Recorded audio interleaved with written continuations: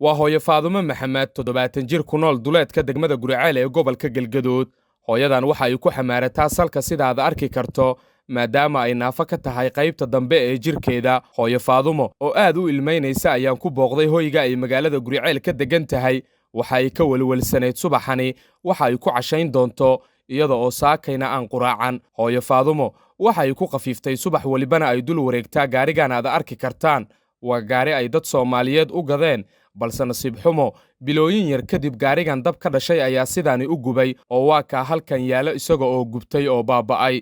hooyo Faadumo se subax waliba iyada oo salka ku xamaaranayso ayay ku gaaf wareegtaa gaarigan iyada oo isleh mar uun ayuu ku fiicnaan doonaa, balse taasi ma dhacay. ma istaagi karo.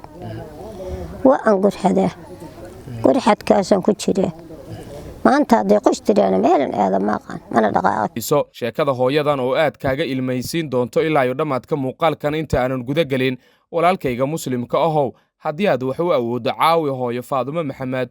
waa 70 jir adduunkan dhalaalka badan lagu ciilay. haddii aasan waxba u awoodinne waxaan si naxariiso ku jirto oo xushmad leh kaaga dalbanaynaa aniga iyo hooyo Faadumoba inaad muuqaalkan sii sheer gareedo si uu u gaaro walaalaha wax haysta ee hooyo Faadumo wax tari kara, dunidan dhalaalka badanna macaankeeda tusi kara. hooyadan Soomaaliyeed ee haatan wejigeeda aad ka dheehan karto ciil iyo calolyow waxaa halkan dhigay waa xanuun jilciyey. waa 70 jir aan istaagi karin oo qaybta dambe ee jirkeeda naafo ka ah, waxaana ciil iyo calolxumo ku haysa waxa ay cuni lahayd subaxii marka uu waayiga u bariyo. taa waxaa u sii dheer in hooyadan Soomaaliyeed uu xanuun jilciyey, habeen iyo maalinna ay halkan buushka ah ku aadaarto maadaama xanuun ka hayo hooyadan maalinba maalinta ka dambeeya uu sii jilcinayo. waatan hooyo Faadumo oo si qiiro leh. Faadumo Maxamed la yiraahdo hanti malihi xoog malihi awrki yarka ahay oo lagu qaadi jirin waa iga gubtay. hanti aan ku gatana malihi walaalahayga dur iyo dibadba jooga oo dal iyo dibadba jooga waxaan ka codsaday inay taakuleeyaan oo ay baabuur ii gadaan oo taakuleeyaan. islaamka ilaahay wixii uu nasiiyaan ku qoodana ku cunna. haddii aanan aragno waa iska seexanaa ninna ma dhacna ninna ma xoogno tabarteennaba sida iska ah. haddaan yar wilaan ahayn haddana saatanaa dhacday. marka saasan walaalahayga ka codsaday dal iyo dibad inay taakuleeyaan. waan xanuunsanahay naqasaan qabaa. naqaskaas 24 saac ugu degan naqasaan qabaa. naqaskaas waa cudurka hayaan waa cudurkaas. ismana quraan saari karo, ismana daaway karo. danta la'aanta iyo danyaradaana yeeshay. noloshu way nagu adag tahay. lugahaana waxaan la'ahay 20 sano iyo kow waliba. wax aan hadda ka qabtay oo gaarhuna ma jiraan. maxaa eersata marka lugahaas inay dabayltay wax qalta ma aqaan anigu. allah ya ka allah kullaytan nabar igama dhicin oo nabar la eersama.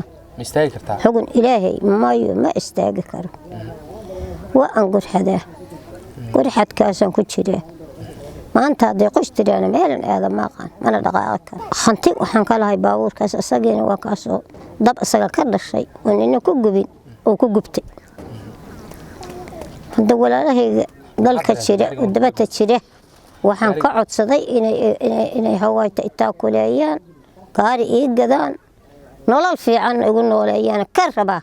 iigu warantay hooyo Faadumo oo ilinta cishan la ayaa walaalaha Soomaaliyeed ka dalbatay inay garab ilmaha loogu qoriyay jiray.